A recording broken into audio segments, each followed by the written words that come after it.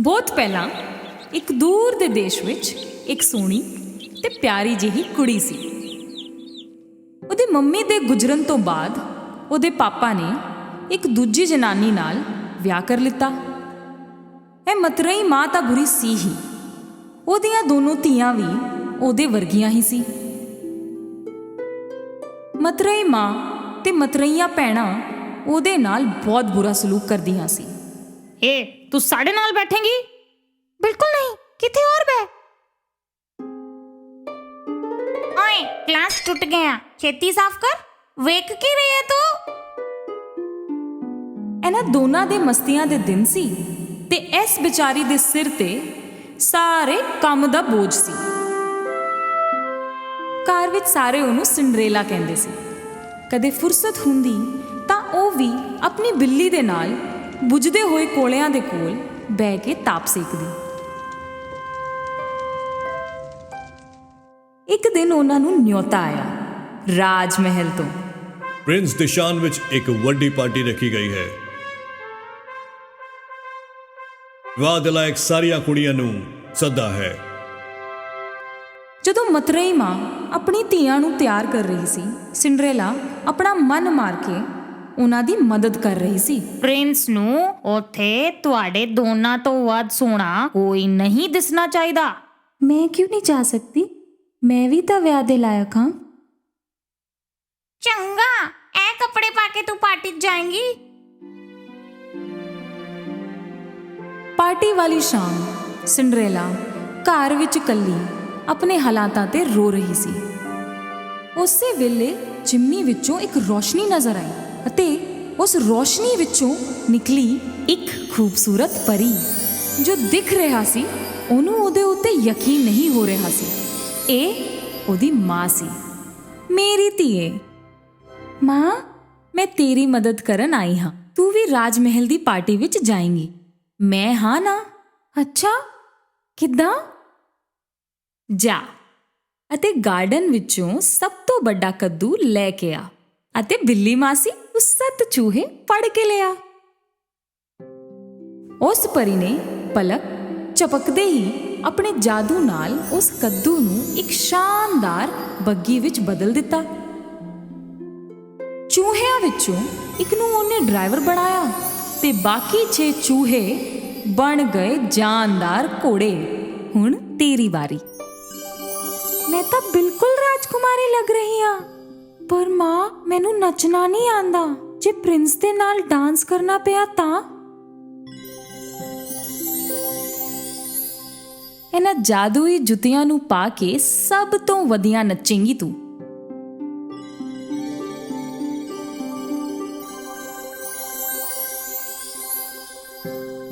ਤੈਨੂੰ ਪ੍ਰਿੰਸ ਦੇ ਨਾਲ ਜ਼ਰੂਰ ਨੱਚਣਾ ਚਾਹੀਦਾ ਹੈ, ਪਰ ਧਿਆਨ ਰੱਖੀ ਇਹ ਸਾਰਾ ਜਾਦੂ ਅੱਧੀ ਰਾਤ ਤੱਕ ਹੀ ਰਹੇਗਾ, ਯਾਨੀ ਤੈਨੂੰ ਉੱਥੋਂ 12 ਵਜੇ ਤੋਂ ਪਹਿਲਾਂ ਨਿਕਲਣਾ ਪਵੇਗਾ। ਪੱਕਾ, ਮੈਂ ਆ ਜਾਵਾਂਗੀ ਅੱਧੀ ਰਾਤ ਤੋਂ ਪਹਿਲਾਂ। ਤੁਸੀਂ ਮੈਨੂੰ ਫੇਰ ਤੋਂ ਮਿਲੋਗੇ ਨਾ? ਮੈਂ ਹਮੇਸ਼ਾ ਤੇਰੇ ਨਾਲ ਹਾਂ।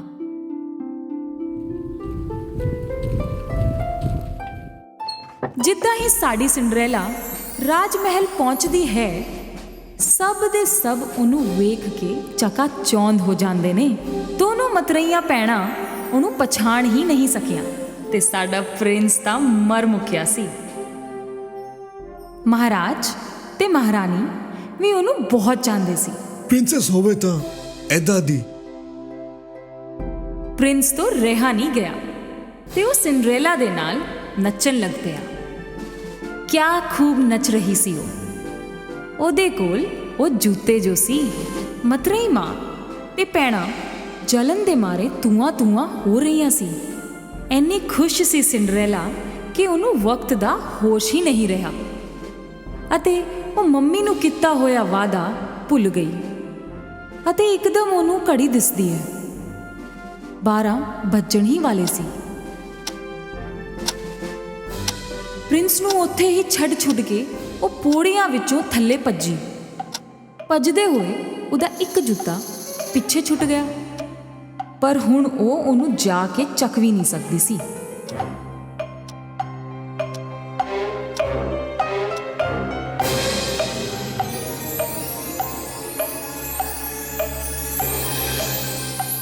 ਪ੍ਰਿੰਸ ਉਹਨੂੰ ਲੱਭਦਾ ਹੋਇਆ ਉੱਥੇ ਪਹੁੰਚਿਆ ਤੇ ਉਹਨੂੰ ਮਿਲਿਆ ਉਹੀ ਜੁੱਤਾ। ਇਹ ਜੁੱਤਾ ਜਿੱਦਾਂ ਵੀ ਹੈ ਉਹਨੂੰ ਲੱਭੋ, ਦੁਨੀਆ ਭਰ ਵਿੱਚ ਕਿੱਥੇ ਵੀ ਹੋਵੇ ਮਿਲਣੀ ਚਾਹੀਦੀ ਹੈ। ਸਿਪਾਹੀ ਪੂਰੇ ਰਾਜ ਦੇ ਹਰ ਇੱਕ ਘਰ ਵਿੱਚ ਜਾ ਕੇ ਕੁੜੀਆਂ ਨੂੰ ਉਹ ਜੁੱਤਾ ਪਾ ਕੇ ਵੇਖਦੇ ਰਹੇ, ਪਰ ਉਹ ਜੁੱਤਾ ਕਿਸੇ ਦੇ ਵੀ ਪੈਰ ਵਿੱਚ ਜਚਿਆ ਨਹੀਂ। ਫਿਰ ਉਹ ਪਹੁੰਚੇ ਸਿੰਡਰੇਲਾ ਦੇ ਘਰ। ਦੋਨੋਂ ਭੈਣਾਂ ਨੇ ਵੀ ਕੋਸ਼ਿਸ਼ ਕੀਤੀ। ਥੋੜਾ ਜਿਹਾ ਹੋਰ ਜ਼ੋਰ ਲਾਓ, ਆ ਜਾਵੇਗਾ। ਕੀ ਹੈ ਨਾ, ਮੇਰੀ ਧੀ ਵਿਚਾਰੀ ਦਾ ਪੈਰ ਸੁੱਜ ਗਿਆ ਹੈ ਕੰਮ ਕਰ ਕਰਕੇ। ਪਰ ਉਹ ਜੁੱਤਾ ਕਿਸੇ ਦੇ ਮੇਚ ਨਹੀਂ ਆਇਆ। ਸਿਪਾਹੀਆਂ ਨੂੰ ਇੱਕ ਹੋਰ ਕੁੜੀ ਦਿਸੀ ਘਰ ਵਿੱਚ। ਘਰ ਵਿੱਚ ਇੱਕ ਹੋਰ ਕੁੜੀ ਹੈ। ਸਿੰਡਰੇਲਾ ਦੇ ਪੈਰ ਵਿੱਚ ਆਂਦੇ ਹੀ ਉਹ ਜੁੱਤਾ ਜਚ ਗਿਆ ਤੇ ਸਿਪਾਹੀ ਖੁਸ਼ ਹੋਏ, ਪਰ ਮਾਂ ਤੇ ਭੈਣਾਂ ਨਹੀਂ। ਤੁਸੀਂ ਸਾਡੇ ਨਾਲ ਰਾਜ ਮਹਿਲ ਚਲੋ ਸਾਹਿਬਾ, ਸਾਡੇ ਪ੍ਰਿੰਸ ਨੂੰ ਤੁਹਾਡੀ ਉਡੀਕ ਹੈ।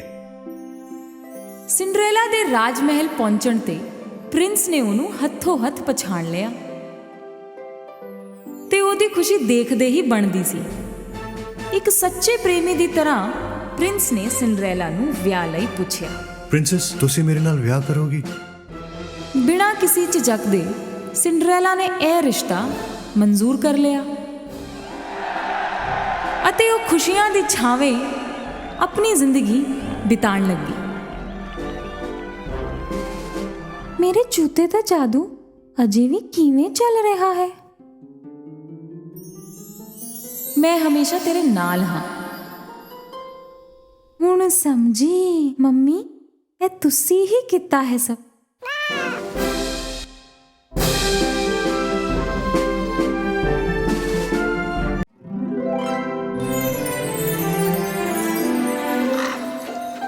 ਕਈ ਸਾਲ ਪਹਿਲਾਂ ਇੱਕ ਕਿੰਗਡਮ ਹੋਇਆ ਕਰਦਾ ਸੀ, ਖੁਸ਼ੀਆਂ ਨਾਲ ਭਰਿਆ ਹੋਇਆ ਇੱਕ ਕਿੰਗਡਮ।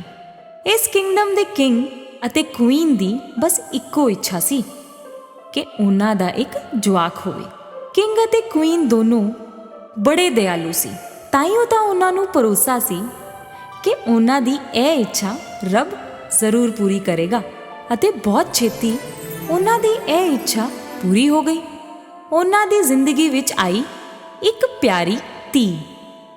ਕੁੜੀ ਦੇ ਚਿਹਰੇ ਤੇ ਸੂਰਜ ਦੀ ਰੋਸ਼ਨੀ ਵਰਗੀ ਚਮਕ ਸੀ, ਇਸ ਕਰਕੇ ਉਹਨਾਂ ਨੇ ਉਹਦਾ ਨਾਮ ਰੱਖਿਆ ਪ੍ਰਿੰਸੈਸ ਅਰੋਰਾ, ਯਾਨੀ ਰੋਸ਼ਨੀ। ਆਪਣੀ ਖੁਸ਼ੀ ਸਾਰਿਆਂ ਨਾਲ ਵੰਡਣ ਲਈ ਉਹਨਾਂ ਨੇ ਇੱਕ ਪਾਰਟੀ ਰੱਖੀ। ਪਾਰਟੀ ਵਿੱਚ ਸਭ ਨੂੰ ਸੱਦਿਆ ਗਿਆ, ਸੁਨਹਿਰੇ ਜੰਗਲ ਵਿੱਚ ਰਹਿਣ ਵਾਲੀ ਪਰੀਆਂ ਨੂੰ ਵੀ। ਕਿੰਗ ਅਤੇ ਕੁਈਨ ਤੋਂ ਇੱਕ ਗਲਤੀ ਹੋ ਗਈ, ਉਹ ਇੱਕ ਪਰੀ ਨੂੰ ਸੱਦਣਾ ਭੁੱਲ ਗਏ। ਪੂਰੇ ਕਿੰਗਡਮ ਤੋਂ ਲੋਕੀ ਆਏ ਅਤੇ ਆਲੇ ਦੁਆਲੇ ਦੇ ਕਿੰਗਡਮ ਦੇ ਕਿੰਗਸ ਤੇ ਕੁਈਨਸ ਵੀ ਅਰੋਰਾ ਨੂੰ ਆਪਣੀ ਬਲੇਸਿੰਗਸ ਤੇ ਗਿਫਟਸ ਦੇ ਕੇ ਗਏ। ਅਤੇ ਫੇਰ ਬਾਰੀ ਆਈ 12 ਪਰੀਆਂ ਦੀ। ਉਹਨਾਂ ਨੇ ਅਰੋਰਾ ਨੂੰ ਬਹੁਤ ਐਕਸਕਲੂਸਿਵ ਗਿਫਟਸ ਦਿੱਤੇ। ਆਪਣੇ ਮੈਜਿਕ ਵਾਂਡ ਨਾਲ ਉਹਨਾਂ ਨੇ ਉਹਨੂੰ ਹਰ ਵਿਸ਼ ਪੂਰੀ ਹੋਣ ਦਾ ਗਿਫਟ ਦਿੱਤਾ। ਅਖੀਰ ਵਿੱਚ ਸਿਰਫ 3 ਪਰੀਆਂ ਬਚੀਆਂ।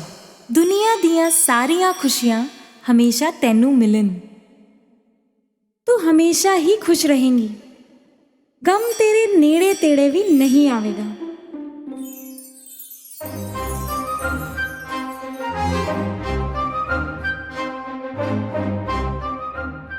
ਜਿਵੇਂ ਹੀ ਆਖਰੀ ਪਰੀ ਦੀ ਬਾਰੀ ਆਈ, ਕੁਝ ਅਜੀਬ ਹੋਇਆ। ਹਰ ਪਾਸੇ ਹਰੇ ਰੰਗ ਦਾ ਧੂਆਂ ਫੈਲਣ ਲੱਗਿਆ।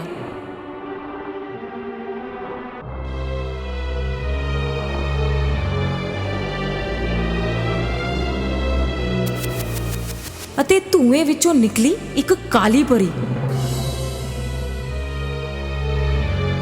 ਕਿੰਗ ਨੇ ਪੁੱਛਿਆ, ਇਹ ਕੌਣ ਹੈ ਜਿਨੇ ਸੈਲੀਬ੍ਰੇਸ਼ਨ ਨੂੰ ਰੋਕ ਦਿੱਤਾ? ਤਿੰਨਾਂ ਪਰੀਆਂ ਨੇ ਦੱਸਿਆ, ਇਹ ਡਾਢੇ ਦਿਲ ਵਾਲੀ ਪਰੀ ਹੈ।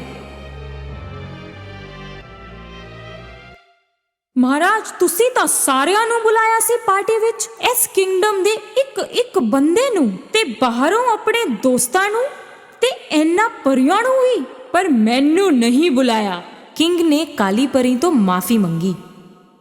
ਖੈਰ, ਮੈਂ ਆ ਹੀ ਗਈ ਹਾਂ ਤਾਂ ਪ੍ਰਿੰਸੈਸ ਨੂੰ ਗਿਫਟ ਦਿੱਤੇ ਬਿਨਾ ਕਿਵੇਂ ਜਾਵਾਂਗੀ?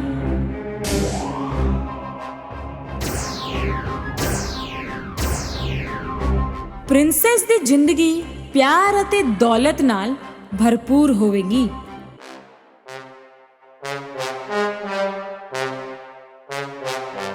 ਪਰ ਆਪਣੇ 16ਵੇਂ ਜਨਮ ਦਿਨ ਤੇ ਸੂਰਜ ਡੁੱਬਣ ਤੋਂ ਪਹਿਲਾਂ ਪ੍ਰਿੰਸੈਸ ਨੂੰ ਇੱਕ ਸੂਈ ਚੁੱਭੇਗੀ ਅਤੇ ਉਹਦੀ ਮੌਤ ਹੋ ਜਾਵੇਗੀ। ਇਸ ਦੁਸ਼ਟ ਨੂੰ ਕੈਦ ਕਰ ਲਿਓ। ਕਿੰਗ ਗੁੱਸੇ ਨਾਲ ਬੋਲਿਆ, ਪਰ ਕਾਲੀ ਪਰੀ ਹੱਸਦੇ ਹੋਏ ਗਾਇਬ ਹੋ ਗਈ।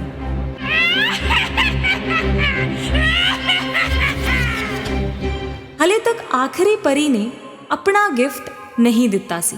ਉਹ ਕਾਲੀ ਪਰੀ ਜਿੰਨੀ ਪਾਵਰਫੁਲ ਨਹੀਂ ਸੀ, ਪਰ ਉਹਦੀ ਬਲੇਸਿੰਗਸ ਨਾਲ ਕਾਲੀ ਪਰੀ ਦੇ ਸ਼ਰਾਪ ਦਾ ਅਸਰ ਘੱਟ ਹੋ ਸਕਦਾ ਸੀ। ਮੈਂ ਸ਼ਰਾਪ ਨੂੰ ਤਾਂ ਨਹੀਂ ਰੋਕ ਸਕਦੀ, ਪਰ ਉਹਦੇ ਅਸਰ ਨੂੰ ਹੌਲਾ ਕਰ ਸਕਦੀ ਹਾਂ। ਤੁਹਾਡੀ ਮੌਤ ਨਾ ਹੋਵੇ, ਬਲਕਿ ਤੁਸੀਂ ਇੱਕ ਡੂੰਗੀ ਨੀਂਦ ਵਿੱਚ ਚਲੀ ਜਾਵੋ ਅਤੇ ਉਦੋਂ ਉਠੋ ਜਦੋਂ ਤੁਹਾਨੂੰ ਪਿਆਰ ਕਰਨ ਵਾਲਾ ਤੁਹਾਨੂੰ ਕਿਸ ਕਰੇ। ਕਿੰਗ ਨੇ ਇਸ ਸ਼ਰਾਪ ਤੋਂ ਬਚਣ ਵਾਸਤੇ ਹੁਕਮ ਦਿੱਤਾ ਕਿ ਸੂਈ ਜਾਂ ਉਹਦੇ ਵਰਗੀ ਕੋਈ ਵੀ ਚੀਜ਼ ਨੂੰ ਖਤਮ ਕਰ ਦਿੱਤਾ ਜਾਵੇ।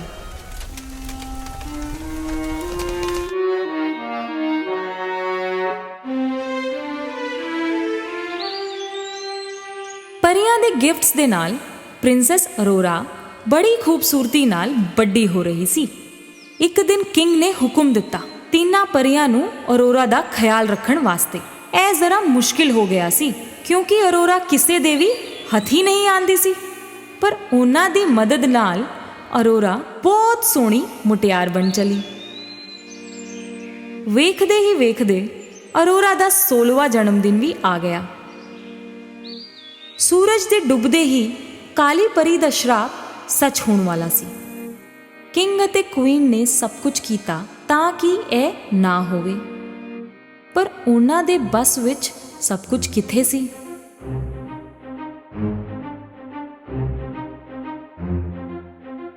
ਉਹਨਾਂ ਨੇ ਪ੍ਰਿੰਸੈਸ ਨੂੰ ਇੱਕ ਕਮਰੇ ਵਿੱਚ ਬੰਦ ਕਰ ਦਿੱਤਾ ਉਹਦੀ ਭਲਾਈ ਵਾਸਤੇ। ਅਰੋਰਾ ਨੂੰ ਇਹਦੀ ਵਜ੍ਹਾ ਨਹੀਂ ਪਤਾ ਸੀ ਅਤੇ ਉਹਨੂੰ ਬੁਰਾ ਲੱਗਿਆ। ਅਚਾਨਕ ਇੱਕ ਬੂਹਾ ਕਿਤੋਂ ਪ੍ਰਗਟ ਹੋਇਆ ਅਤੇ ਅਰੋਰਾ ਨੂੰ ਆਪਣੇ ਵੱਲ ਖਿੱਚ ਕੇ ਲੈ ਗਿਆ।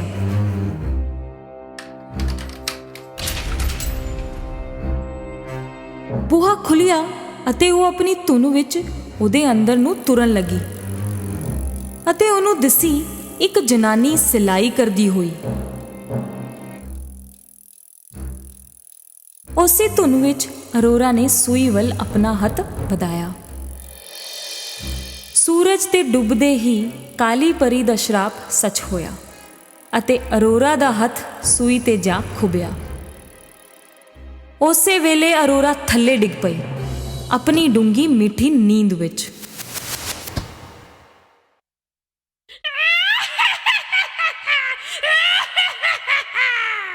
ਕਾਲੀ ਪਰੀ ਦਾ ਸ਼ਰਾਪ ਲੱਖ ਕੋਸ਼ਿਸ਼ਾਂ ਤੋਂ ਬਾਅਦ ਵੀ ਅਖੀਰਕਾਰ ਚੱਲ ਹੀ ਗਿਆ। ਪ੍ਰਿੰਸੈਸ ਨੂੰ ਸੋਹਣੇ ਕੱਪੜੇ ਪਾ ਕੇ ਫੁੱਲਾਂ ਦੇ ਬਿਸਤਰੇ ਤੇ ਸੁਲਾਇਆ ਗਿਆ। ਉਸ ਦਿਨ ਤੋਂ ਹੀ ਅਰੋਰਾ ਨੂੰ ਸਲੀਪਿੰਗ ਬਿਊਟੀ ਕਿਹਾ ਜਾਣ ਲੱਗ ਪਿਆ। ਕਿੰਗ ਤੇ ਕੁਈਨ ਨਹੀਂ ਚਾਹੁੰਦੇ ਸੀ ਕਿ ਪ੍ਰਿੰਸੈਸ ਨੂੰ ਕੋਈ ਵੀ ਤਕਲੀਫ ਵਿੱਚੋਂ ਲੰਘੇ। ਇਸ ਕਰਕੇ ਉਹਨਾਂ ਨੇ ਸਭ ਨੂੰ ਸੁਲਾਉਣ ਦਾ ਹੁਕਮ ਦਿੱਤਾ ਜਦ ਤੱਕ ਪ੍ਰਿੰਸੈਸ ਨਾ ਜਾਗੇ।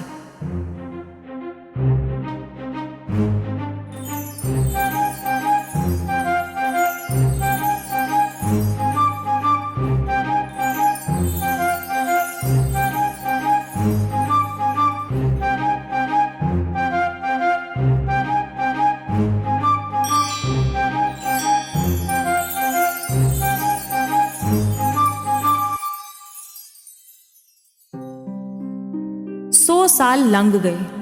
ਇੱਕ ਦਿਨ ਇੱਕ ਹੈਂਡਸਮ ਪ੍ਰਿੰਸ ਉੱਥੋਂ ਲੰਘ ਰਿਹਾ ਸੀ ਅਤੇ ਉਹਨੇ ਇਹ ਮਹਿਲ ਵੇਖਿਆ ਜਿਸ ਦੇ ਮੂਹਰੇ ਬਹੁਤ ਸਾਰੇ ਪੇੜ ਤੇ ਝਾੜੀਆਂ ਉੱਗ ਗਈਆਂ ਸੀ। ਸਿਪਾਹੀਆਂ ਨੇ ਉਹਨੂੰ ਇਸ ਮਹਿਲ ਅਤੇ ਸਲੀਪਿੰਗ ਬਿਊਟੀ ਦੀ ਕਹਾਣੀ ਦੱਸੀ। ਪ੍ਰਿੰਸ ਨੂੰ ਇਹ ਕਹਾਣੀ ਬੜੀ ਦਿਲਚਸਪ ਲੱਗੀ ਅਤੇ ਉਹਨੇ ਅੰਦਰ ਜਾਣ ਦਾ ਫੈਸਲਾ ਕੀਤਾ। ਝਾੜੀਆਂ ਤੇ ਕੰਡੇ ਇੰਨੇ ਜ਼ਿਆਦਾ ਸੀ ਕਿ ਪ੍ਰਿੰਸ ਨੂੰ ਉਹਨਾਂ ਨੂੰ ਕੱਟ-ਕੱਟ ਕੇ ਰਸਤਾ ਬਣਾ ਕੇ ਅੱਗੇ ਵਧਣਾ ਪਿਆ। ਅਖੀਰ ਵਿੱਚ ਉਹ ਬੂਹੇ ਤੇ ਪਹੁੰਚ ਗਿਆ। ਉਹਨੂੰ 2 ਗਾਰਡ ਸੁੱਤੇ ਹੋਏ ਮਿਲੇ। ਬੂਹਾ ਖੁੱਲ੍ਹਦੇ ਹੀ ਅੰਦਰ ਵੇਖ ਕੇ ਉਹਦੇ ਹੋਸ਼ ਉੱਡ ਗਏ। ਹਰ ਥਾਂ ਤੇ ਸੁੱਤੇ ਹੋਏ ਲੋਕ। ਘੁੰਮਦੇ ਫਿਰਦੇ ਉਹ ਰਾਜਾ ਦੇ ਕਮਰੇ ਵਿੱਚ ਪਹੁੰਚ ਗਿਆ। ਕਿੰਗ ਤੇ ਕੁਈਨ ਵੀ ਆਪਣੇ ਸੋਫੇ ਉੱਤੇ ਸੁੱਤੇ ਪਏ ਸੀ। ਫਿਰ ਇੱਕ ਅੱਧੇ ਖੁੱਲੇ ਬੂਹੇ ਦੇ ਅੰਦਰ ਉਹਨੂੰ ਉਹ ਦਿਸੀ ਜਿਸ ਨੂੰ ਉਹ ਲੱਭ ਰਿਹਾ ਸੀ, ਸਲੀਪਿੰਗ ਬਿਊਟੀ, ਜਿਹੜੀ ਇੱਕ ਫੁੱਲਾਂ ਦੇ ਬਿਸਤਰ ਉੱਤੇ ਡੂੰਘੀ ਮਿੱਠੀ ਨੀਂਦ ਲੈ ਰਹੀ ਸੀ। ਪ੍ਰਿੰਸ ਉਹਦੇ ਕੋਲ ਜਾ ਕੇ ਬਹਿ ਗਿਆ ਅਤੇ ਉਹਨੇ ਪ੍ਰਿੰਸੈਸ ਦੇ ਕੰਨਾਂ ਵਿੱਚ ਕਿਹਾ, ਤੇ ਤੁਸੀਂ ਹੋ ਉਹ ਸਲੀਪਿੰਗ ਬਿਊਟੀ? ਕਿੰਨੀ ਬਿਊਟੀਫੁਲ ਹੋ ਤੁਸੀਂ। ਅਤੇ ਉਹਨੇ ਉਹਨੂੰ ਮੱਥੇ ਉੱਤੇ ਕਿਸ ਕੀਤਾ ਅਤੇ ਉਸੇ ਵੇਲੇ ਪ੍ਰਿੰਸੈਸ ਨੇ ਅੱਖਾਂ ਖੋਲੀਆਂ ਅਤੇ ਆਪਣੇ ਸਾਹਮਣੇ ਇੱਕ ਹੈਂਡਸਮ ਪ੍ਰਿੰਸ ਨੂੰ ਵੇਖਿਆ। ਉਹਦੇ ਜਾਗਦੇ ਹੀ ਕੈਸਲ ਵਿੱਚ ਸਾਰੇ ਹੀ ਜਾਗ ਗਏ ਆਪਣੀ 100 ਸਾਲ ਲੰਬੀ ਨੀਂਦ ਵਿੱਚੋਂ। ਕਿੰਗ ਤੇ ਕੁਈਨ ਨੂੰ ਭਰੋਸਾ ਨਹੀਂ ਹੋਇਆ। ਉਹ ਭੱਜ ਕੇ ਪ੍ਰਿੰਸੈਸ ਦੇ ਰੂਮ ਵਿੱਚ ਗਏ। ਜਦੋਂ ਉਹਨਾਂ ਨੂੰ ਆਪਣੀ ਧੀ ਸਾਹਮਣੇ ਦਿਸੀ, ਉਹਨਾਂ ਦੀ ਖੁਸ਼ੀਆਂ ਦਾ ਠਿਕਾਣਾ ਨਹੀਂ ਰਿਹਾ। ਪ੍ਰਿੰਸ ਨੇ ਪ੍ਰਿੰਸੈਸ ਨਾਲ ਵਿਆਹ ਕਰਨ ਦਾ ਪ੍ਰਸਤਾਵ ਰੱਖਿਆ।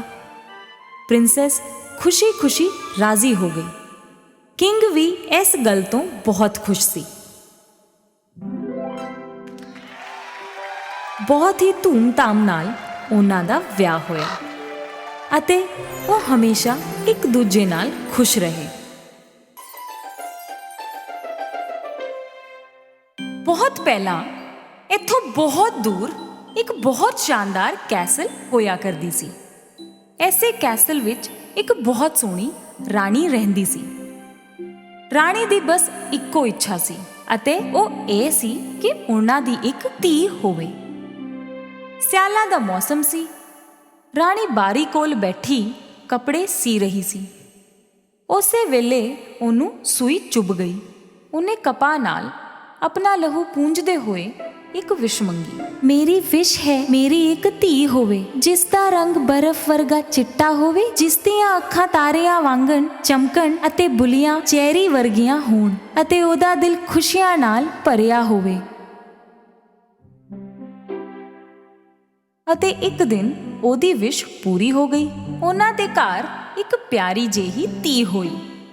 ਉਹਨਾਂ ਨੇ ਉਹਦਾ ਨਾਮ ਰੱਖਿਆ ਸਨੋ ਵਾਈਟ।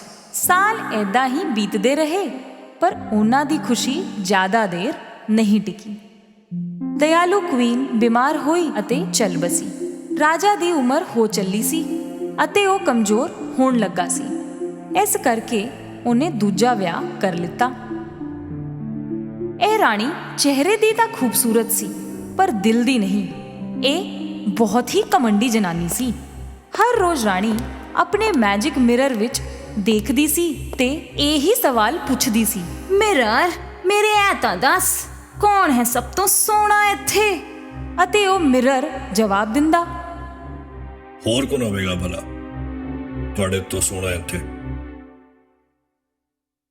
ਰਾਣੀ ਇਹ ਜਵਾਬ ਸੁਣ ਕੇ ਬਹੁਤ ਖੁਸ਼ ਹੁੰਦੀ ਸੀ। ਇਸ ਭੈੜੀ ਰਾਣੀ ਦੇ ਆਂਦੇ ਹੀ ਕੈਸਲ ਵਿੱਚ ਸਭ ਕੁਝ ਬਦਲਣ ਲੱਗ ਪਿਆ। ਉਹਦੀਆਂ ਕਰਤੂਤਾਂ ਕਰਕੇ ਕਿੰਗਡਮ ਨੂੰ ਬਹੁਤ ਨੁਕਸਾਨ ਹੋਇਆ। ਉਹੀ ਪਰੇਸ਼ਾਨੀਆਂ ਨੂੰ ਠੀਕ ਕਰਨ ਵਾਸਤੇ ਰਾਜਾ ਨੂੰ ਕੈਸਲ ਤੋਂ ਬਾਹਰ ਜਾਣਾ ਪਿਆ। ਭੈੜੀ ਰਾਣੀ ਬਹੁਤ ਖੁਸ਼ ਹੋਈ ਕਿਉਂਕਿ ਰਾਜਾ ਨਹੀਂ ਸੀ ਤੇ ਉਹ ਆਪਣੀ ਮਨਮਾਨੀ ਕਰ ਸਕਦੀ ਸੀ।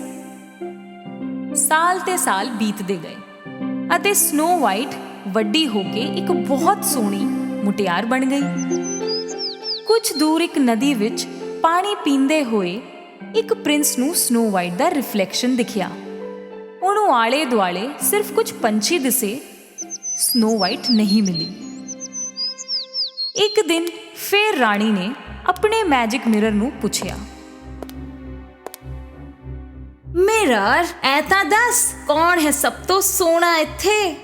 ਮਿਰਰ ਨੇ ਜਵਾਬ ਦਿੱਤਾ, ਕਿਵੇਂ ਕਹਾ? ਤੁਸੀਂ ਨਹੀਂ ਰਾਣੀ, ਸਨੋ ਵਾਈਟ ਹੈ ਸਭ ਤੋਂ ਸੋਹਣੀ।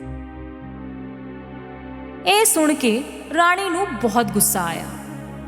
ਉਹਨੇ ਸਭ ਤੋਂ ਖਾਸ ਸਿਪਾਹੀ ਨੂੰ ਬੁਲਾਇਆ ਅਤੇ ਇੱਕ ਖਤਰਨਾਕ ਹੁਕਮ ਦਿੱਤਾ, ਸਨੋ ਵਾਈਟ ਨੂੰ ਜੰਗਲ 'ਚ ਲੈ ਕੇ ਜਾਵੇਂਗਾ ਤੇ ਮੈਨੂੰ ਉਸ ਦਾ ਦਿਲ ਲਿਆ ਕੇ ਦੇਵੇਂਗਾ।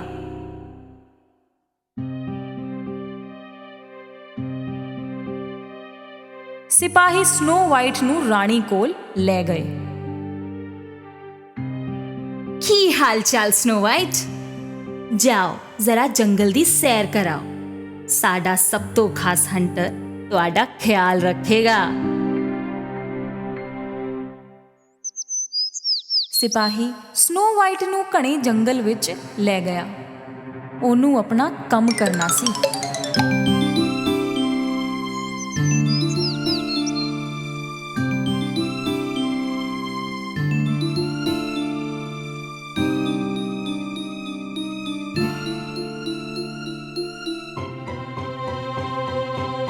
ਪਰ ਸਨੋ ਵਾਈਟ ਦਾ ਨੇਕੀ ਅਤੇ ਪਿਆਰ ਭਰਿਆ ਦਿਲ ਵੇਖ ਕੇ ਉਹ ਰੁਕ ਗਿਆ।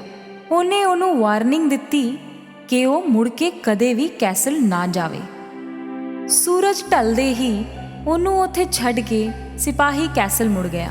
ਸਨੋ ਵਾਈਟ ਨੂੰ ਇਕੱਲੇ ਹਨੇਰੇ ਵਿੱਚ ਬਹੁਤ ਡਰ ਲੱਗ ਰਿਹਾ ਸੀ। ਉਹ ਇੱਕ ਪੇੜ ਦੇ ਥੱਲੇ ਬਹਿ ਕੇ ਰੋਣ ਲੱਗੀ ਜਦੋਂ ਤੱਕ ਉਹਨੂੰ ਨੀਂਦ ਨਹੀਂ ਆ ਗਈ। ਸਵੇਰੇ ਉਹ ਪੰਛੀਆਂ ਦੀ ਆਵਾਜ਼ ਸੁਣ ਕੇ ਉੱਠੀ। ਕਈ ਸਾਰੇ ਉਹਦੇ ਆੜੀ ਬਣ ਗਏ ਸੀ।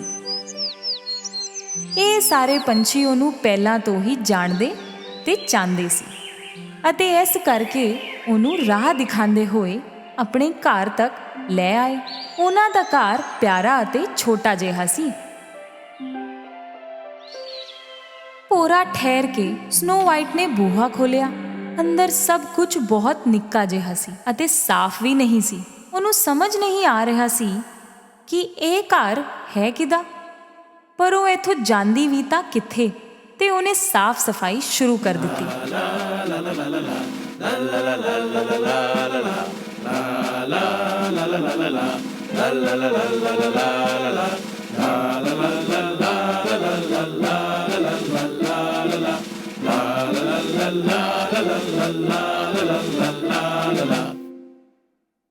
ਘਰ ਨੂੰ ਚਕਾਚਕ ਕਰਨ ਤੋਂ ਬਾਅਦ ਉਹਨੇ ਛੋਟੇ-ਛੋਟੇ ਭਾਂਡਿਆਂ ਵਿੱਚ ਬਣਾ ਕੇ ਕੁਝ ਖਾਧਾ।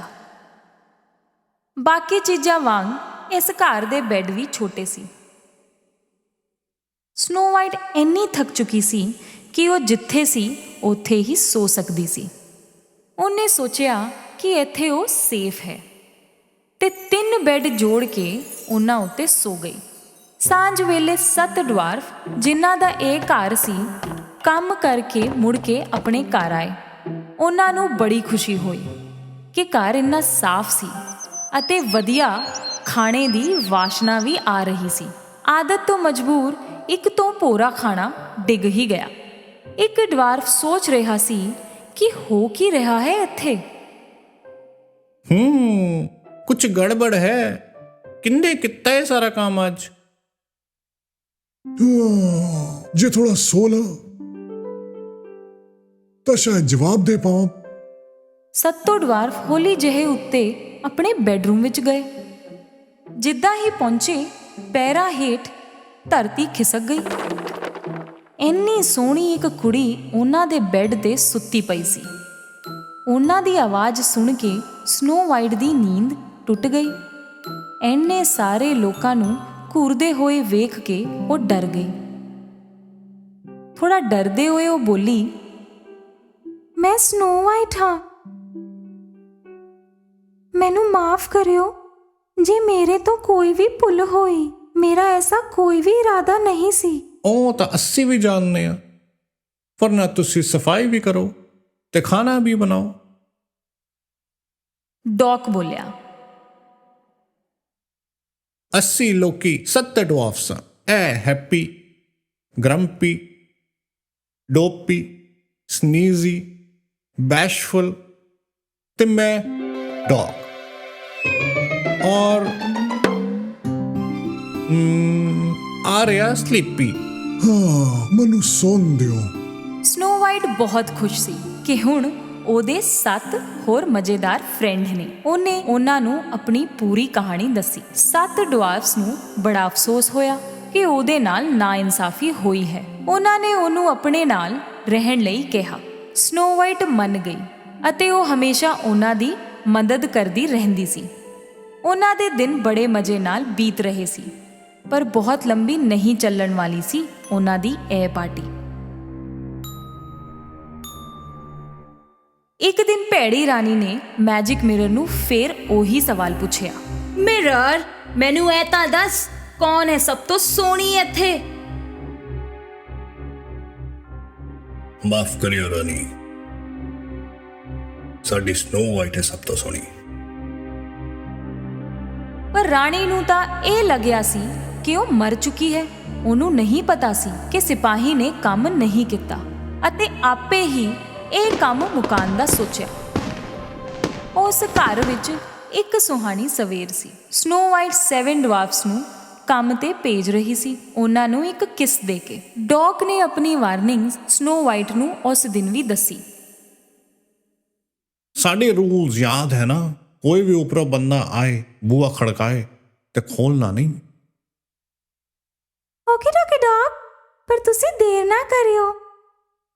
ਸਨੋ ਵਾਈਟ ਖਾਣਾ ਬਣਾ ਰਹੀ ਸੀ। ਉਸੇ ਵੇਲੇ ਬੂਹੇ ਤੇ ਖਟਖਟ ਹੋਈ। ਡਵਾਰਫਸ ਇਸ ਟਾਈਮ ਤਾਂ ਨਹੀਂ ਮੁੜ ਕੇ ਆਉਂਦੇ। ਕੌਣ ਹੈ ਉੱਥੇ? ਡੌਗ, ਤੁਸੀਂ ਹੋ?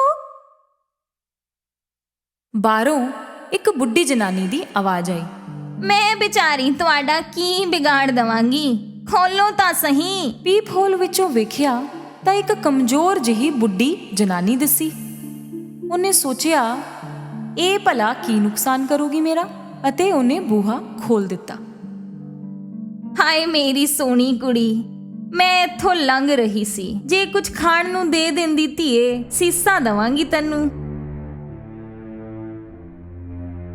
ਸਨੋ ਵਾਈਟ ਨੇ ਉਹਨੂੰ ਅੰਦਰ ਬੁਲਾਇਆ ਤੇ ਗਰਮ ਖਾਣਾ ਦਿੱਤਾ।